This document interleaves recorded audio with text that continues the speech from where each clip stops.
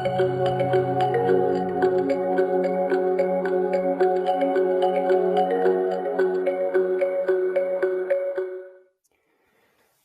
behalf of the Delphi Economic Forum, I would like to welcome you to today's panel. The topic we will explore is East Med Energy, a post-COVID outlook. I am Constantinos Filis, the Executive Director of the content partner of today's panel, which is the Institute of International Relations.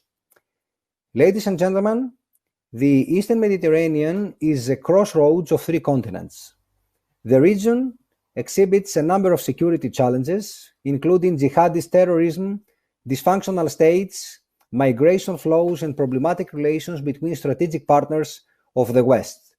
We also have the active involvement of Russia via its foothold in Syria and to an extent in Libya, as well as China's active interest in trade routes and economic penetration of Southeast Europe. Finally, we have the discovery of energy deposits that, in addition to drawing the interest of the energy community, could serve as a catalyst for either collaboration or instability. What's more, time is not working in favor of regional producers. Oil prices are expected to remain low for the foreseeable future, so the Eastern Mediterranean's natural gas, with the exception of that from Egypt's Zohr deposit, will most probably be facing competitive pricing problems.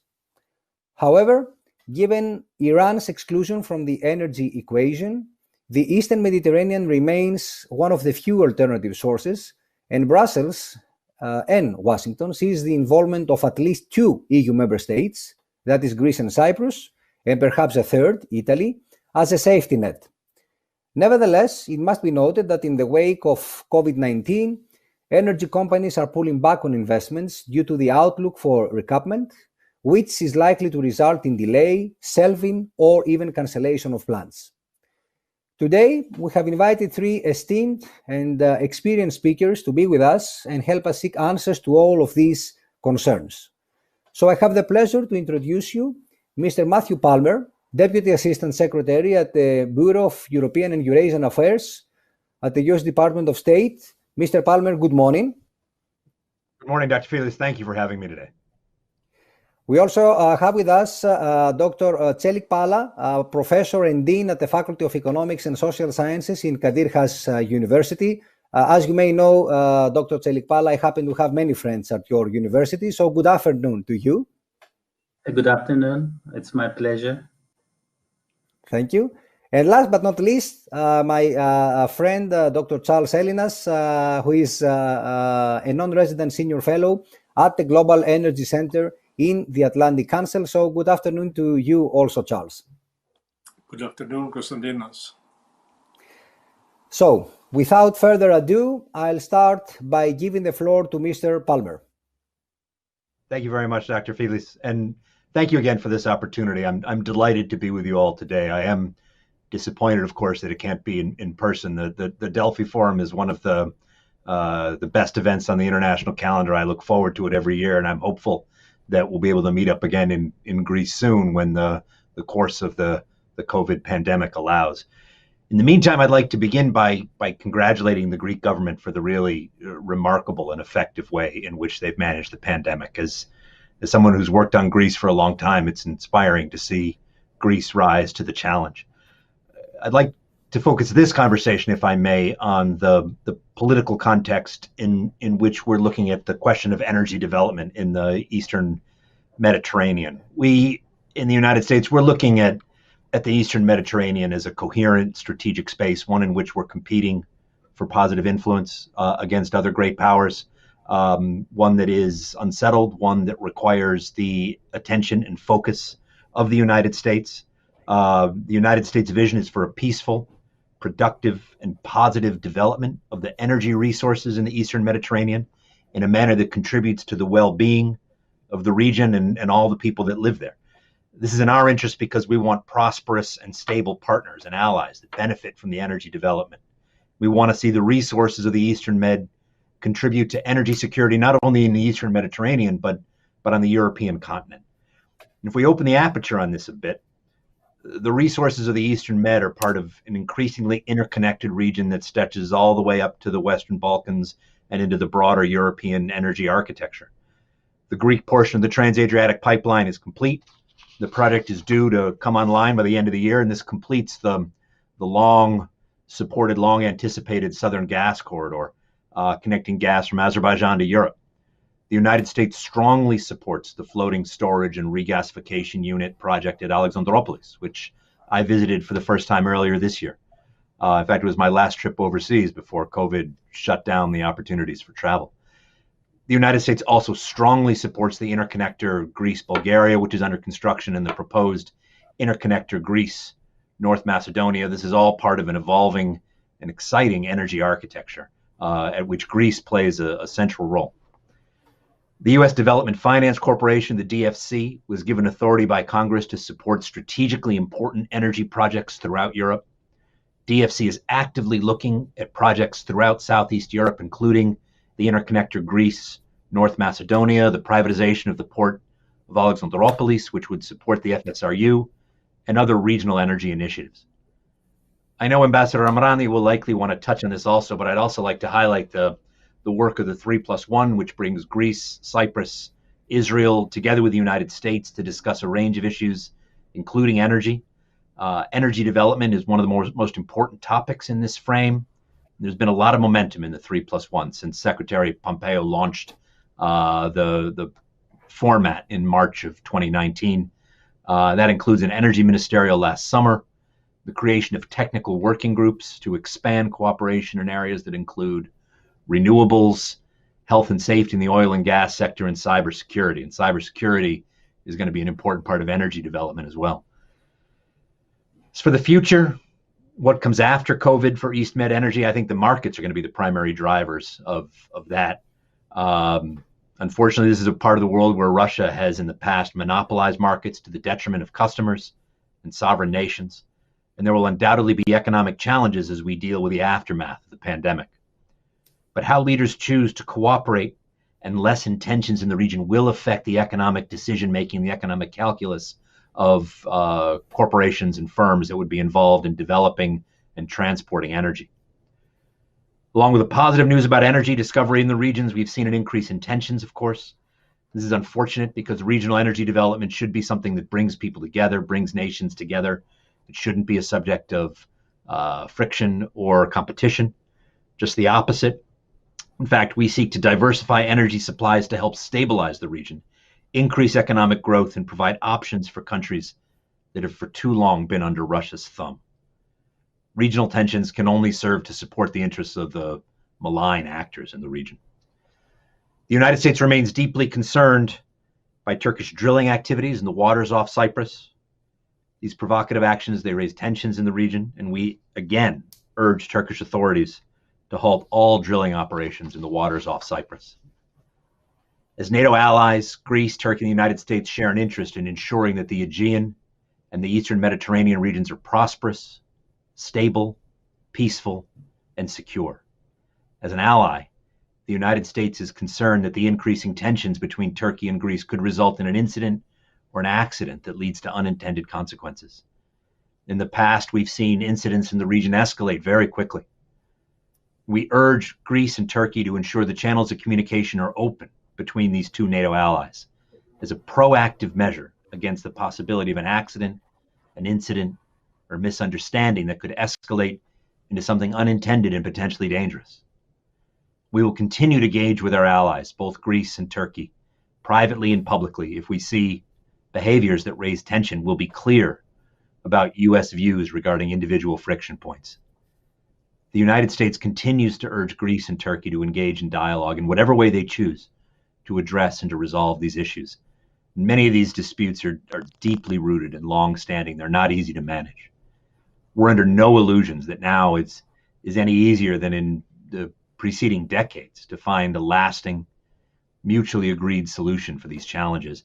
But the United States continues to urge dialogue because it is in the interest of the United States that our NATO allies, Greece and Turkey, and our alliance's crucial southern flank have a peaceful and mutually beneficial relationship. And Greece and Turkey both have much to gain in terms of trade, tourism, culture, environmental protection, scientific exchanges. these are important relationships. They're relationships that the United States values, that they're relationships that the United States has worked to deepen and strengthen over the years, and they're relationships that still have a lot of upside potential associated with them. So thank you for this opportunity. I'm looking forward to the conversation. I'm looking forward to the questions, and I'm looking forward to getting back to Greece soon. Thank you, Mr. Palmer. You stressed that we should avoid misunderstandings in order not to see tensions further escalating, and I'm keeping that. Before I turn to Mr. Çelikpala and ask him about his sense of recent developments in the Eastern Mediterranean, and maybe he can suggest how we can avoid misunderstandings. Thank you. It's my pleasure as well to be part of this Delphi Economic Forum and to talk about this tensions issue. And it's not easy to find a way to cooperate and to move forward, in fact, without having any tensions between the regional countries as well as those global actors as well. And this is a big issue, and we were discussing maybe decades how to contribute positively in the development of peace and stability, of course, fraternity within the region by using those energy resources. I should say that I am not representing my government or Turkish government or Turkish state. I'm speaking in capacity as an academic working on those issues. Therefore, these are the perspective that I am just observing from Turkish side and try to share all those developments. And as I said, the East Med gas has been defined as a game changer for almost last 2 decades, and those resources presumed as a newly introduced element or factor that will change existing energy equation or distribution and situation in the Mediterranean and even in the Middle East and Europe. And there are many questions. Is this a discovery that could easily shake up the geopolitical order in the Mediterranean or not? Or is this energy revolution? And the answer to those kind of questions for many was and is, of course, yes. And even though the amount of gas is relatively large for the region, it represents less than 1.5% of the global proven reserves. Development and the commercialization of the natural gas reserves located in the Levant Basin have been influencing not only the regional and international energy chessboard, but also relations among regional countries, contributing to establish a long-term condition of security and stability. But however, of course, at present, the expected energy bonanza in the Eastern Mediterranean has not been materialized yet. There are many series of serious challenges related with the development of the Eastern Mediterranean gas fields and the export capacity, and they might be categorized as follows: commercial challenges, competitive disadvantages, domestic policy and regulatory issues, or and of course security and stability related geopolitical challenges. And it seems that those unresolved political issues, together with the delayed development of the offshore energy reserves, the difficulty of finding additional exploitable natural gas reserves, are all factors which will downsize the impact of the Levant energy basin as a geopolitical game changer. And the post-COVID effect is a new factor, of course. As you mentioned initially, there's a scramble underway between the countries in the region for access to the recently discovered gas fields, but it's not issue, especially economic crisis, the glut of energy resources, especially gas in all over the world, created some negative effects, but conflicting legal claims to the fields are merging with the old and new and have led the creation of a new geopolitical front in the Eastern Mediterranean that should cause all of those related actors substantial concern.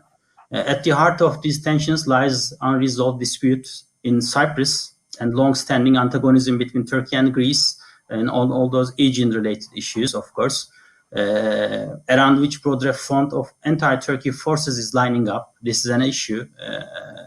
These disputes have also now grown to encompass Turkey-Egypt relations, Turkish-Israeli tensions, the civil wars in Libya and Syria, and have drawn in states from as far afield as the Gulf and Russia. And after economic after COVID, let me say, economic viability is turned to much bigger issue under these current international economic conditions. Development of East Med gas is driven primarily by market forces, and currently there is a glut of energy and gas in the market. Prices are low, and it seems that will stay low for a long period of time. That makes development and export of East Med gas a challenge. From Turkish perspective, East Med has never been only related with energy or gas. And this is the reason why we are discussing those issues and why the American and the European fellows or partners mostly urging Turkey and the other regional actors for more dialogue. What is for Turkey, East Med? Of course, energy is an important aspect of this equation, but more than that, delineating maritime zones as a source of conflict in the region. For Turkey, it's a sovereign rights in its continental shelf. It's the first aspect of it. And secondly, the protection of Turkish Cypriots' equal rights. Turkey feels itself responsible to protect the basic rights. And then comes in front of us a kind of a new jargon or Turkish perspective, this blue homeland or Mavi Vatan in Turkish. For many of Europeans and Americans, and of course the regional actors, is an ambitious plan for geopolitical supremacy for Turkey in the Eastern Mediterranean, maybe all over the Mediterranean, but for Turkish decision makers and Turkish public opinion, it's much more than this sort of ambitious plan for geopolitical supremacy. It's a fact, and Turkish authorities are keen to follow this line for the foreseeable future, and we have to take into account. And secondly, emergence of anti-Turkey club in the region, namely the Eastern Mediterranean Gas Forum, and this forum established in Cairo in January 2019. This is also a concern from Turkish perspective. And in Turkey domestically, and last couple of years developments affecting Turkish foreign policy, government itself and many people in the country has long suffered from a siege mentality, believing itself to be surrounded by hostile forces that threaten Turkey's core interests. The formation of a gas forum appears to vindicate such concerns, and it's very important for Turkish people and Turkish foreign policy makers. And then when you look at the last couple of years' policy priorities, you see Turkey is moving from a sort of a more soft power elements towards radically, in fact, shifted to a more aggressive position, including sending troops into Syria and muscle flexing in high seas of Mediterranean. And furthermore, you see Turkey more active in Libya as well, and trying to establish some new alliances to get some interests realized with Russia and Iran as well. And it shows Turkey kind of a vision that Turkey is distancing itself from its Western ally. Therefore, East Med is very closely related with this issue.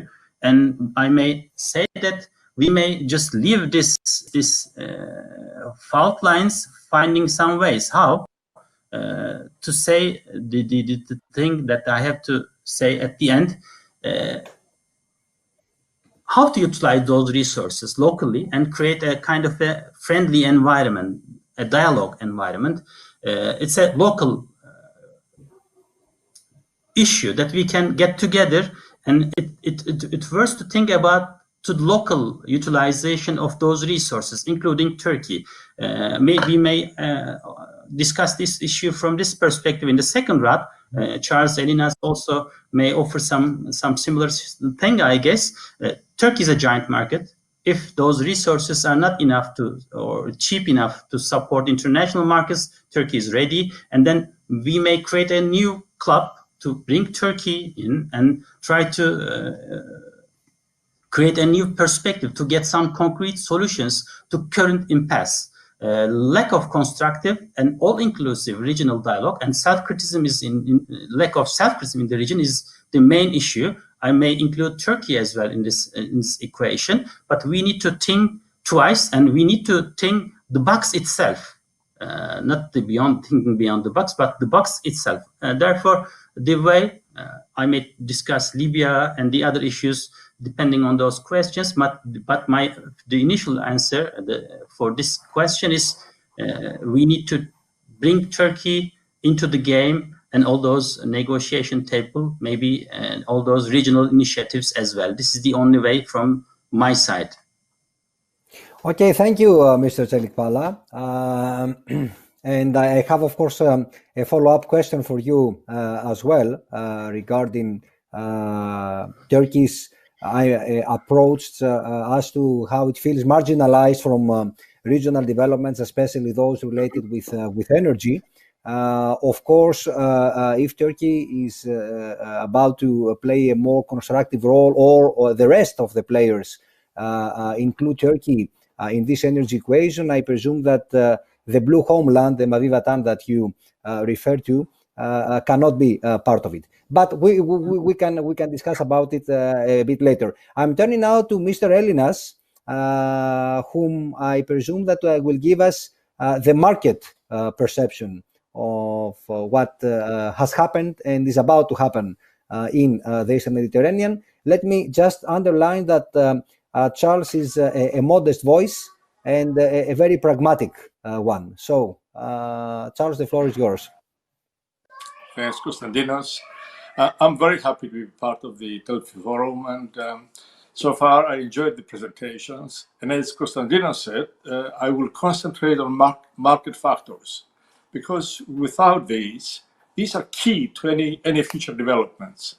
So, in terms of the impact of COVID-19 on EastMed gas, this has led to the cancellation of drilling for gas in EastMed, but has also affected development of projects in general. The global gas industry was in trouble due to overproduction of gas and LNG much before COVID-19. The pandemic has made it much more difficult. The economies of all countries around the EastMed have been affected partly by COVID-19, and recovery will be very challenging. It has also had an impact on exploration and production. So I'll take you through the countries. In Cyprus, Eni, Total, and ExxonMobil postponed drilling to 2021, but even then, only if conditions allow it, which is going to be challenging.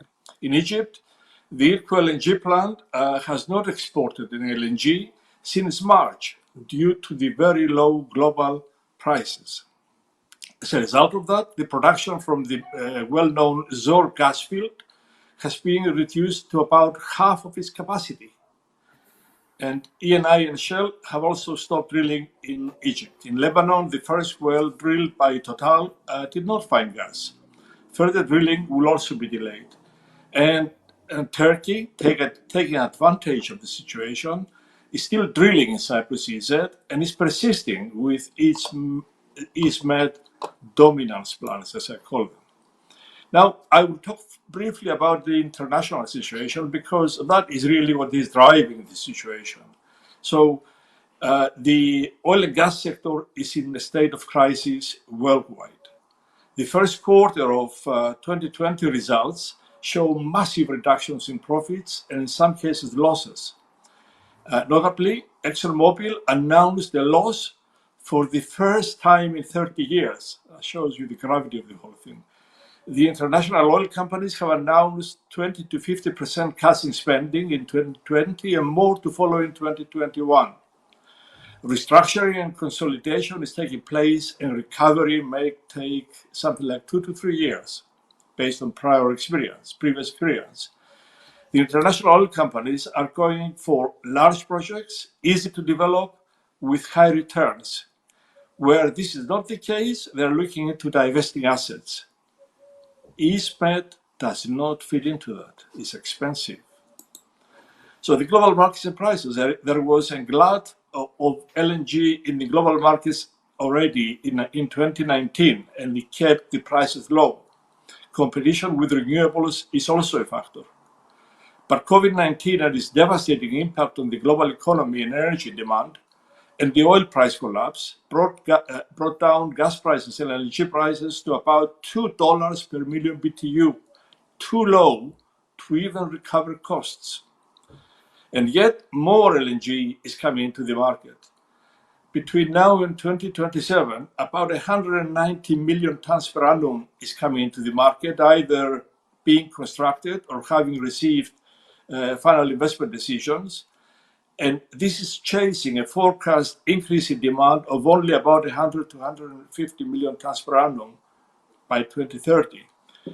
This is what led the International Energy Authority to forecast that longer-term overcapacity and oversupply of LNG is here to stay.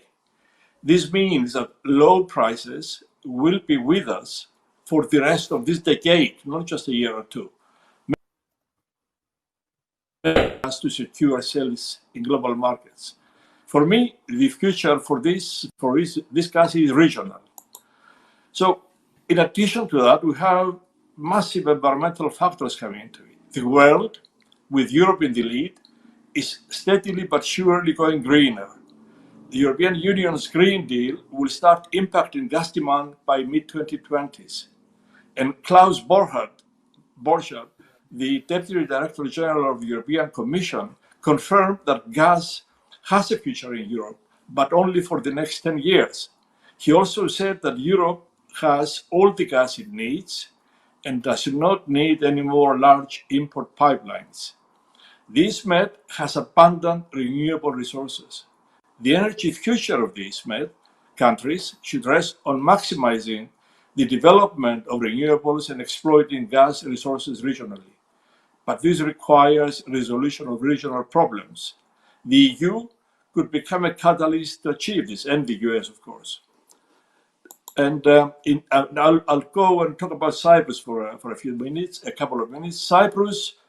1 minute, please, Charles. 1 minute. 1 minute. Okay. Cyprus' major project is Aphrodite gas field, and the export to Egypt is also being stalled as a result of these problems. And drilling, as I said, will be delayed way beyond 2021. Let me just, I was going to say something about the East Med pipeline, but I'll leave it behind, the gas pipeline, but I'll leave it behind. Let me just conclude by suggesting what needs to be done to unlock the future. First of all, the East Med should take a more realistic view of the future of East Med gas. Greece and Turkey can take the lead in rapprochement. Post-COVID-19, both countries must lift their economies, which are in dire trouble. They can do this only by eliminating conflict through negotiations. Such a development could also help Cyprus concentrate on solving the Cyprus problem, decoupled from unrealistic energy aspirations. Israel can benefit from developing its gas resources for its domestic market, and Lebanon needs help to get into grips with its economic problems. Egypt's aspiration to become a regional gas hub is a distraction. The priority should be its domestic energy market and renewables. As I said before, for East Med gas, the future is local, domestic, and regional markets. Thank you. Thanks, Charles. We have something like more than, actually 10 minutes or a bit more than 10 minutes. So I'll start the follow-up questions with Mr. Palmer. One key priority, as you also stated, is to capitalize on the region's hydrocarbons to diversify suppliers and transit routes, thus giving European markets a more secure supply. And secure transport of the Eastern Mediterranean natural gas is certainly a key condition for the success of any plans in this direction. So I'm wondering, Mr. Palmer, whether the EU and the US, in your case, have sent a crystal clear message that they will not tolerate destabilizing actions that delay or cancel projects. And let me add, given I assume you are also concerned about the lack of cooperation between all of US's partners in the region, what will you do to remedy this situation? Thanks very much for that question, Dr. Fili. I think what I would underscore is, and I think this is consistent with what it is that we've heard from some of the other interventions on this panel, is the importance of creating climate conditions in the Eastern Med that are conducive to private investment. It isn't going to be governments that develop these resources. It isn't going to be governments that transport these resources. It's going to be the private corporations. It's going to be entities who are motivated by opportunities for profit. It is incumbent on all of us who care about this, who care about the peaceful, cooperative development and transportation of these resources to market, the creation of energy security through diversification of supply, the opportunities to generate economic growth, to create jobs, to build habits of cooperation and consultation. It's important for all of us, I think, to understand that these fundamentally market-driven economic decisions will be profoundly affected by the political climate.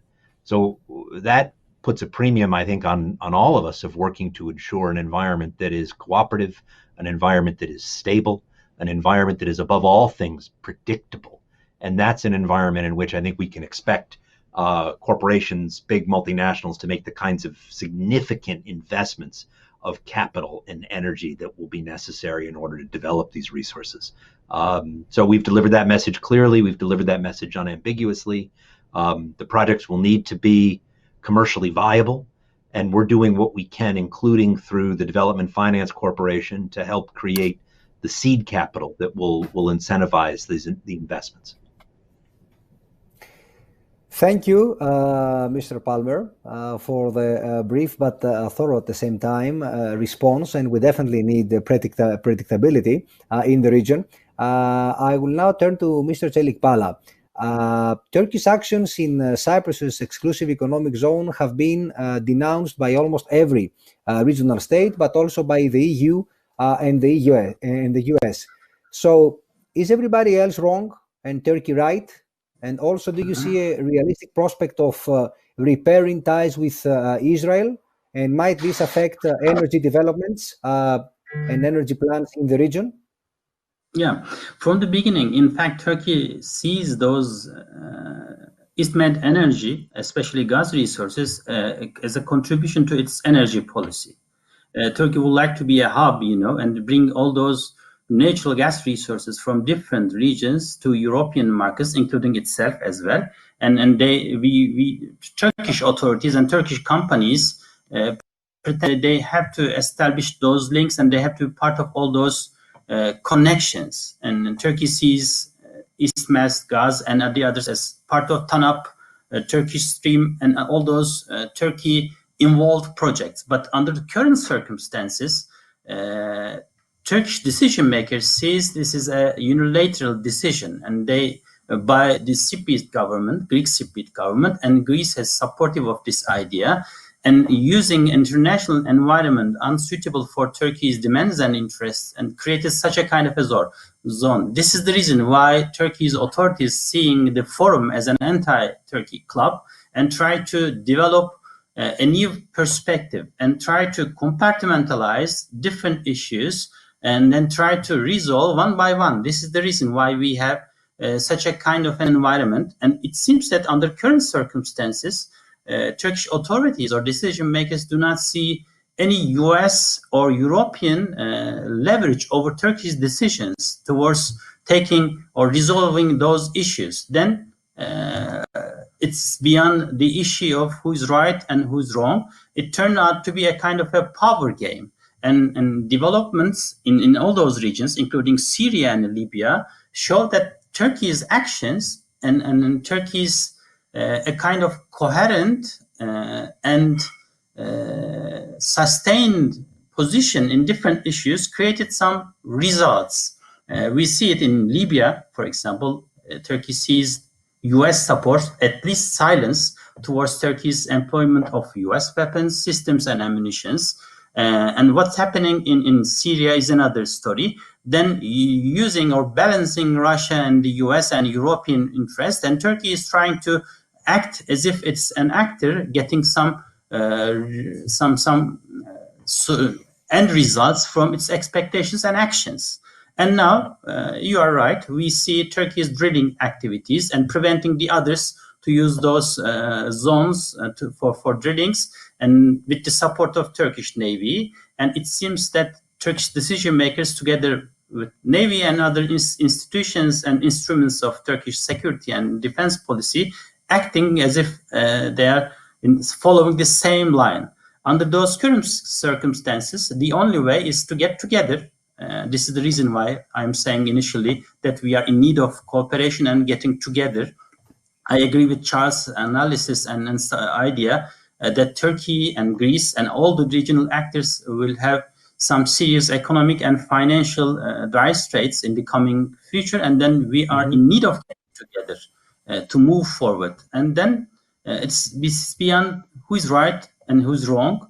It seems that Turkey now is using not soft but hard power, if it is necessary, trying to get some results. This is the reality of the current situation, in fact.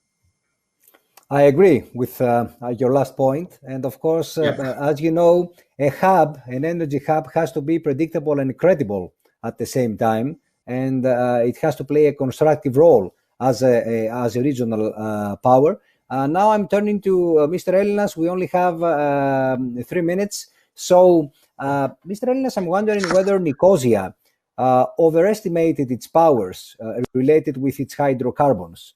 And is it still too dependent on Israel and Egypt for its exports? And after the pandemic, what should we expect with ExxonMobil and Total suspending, for now at least, their drillings?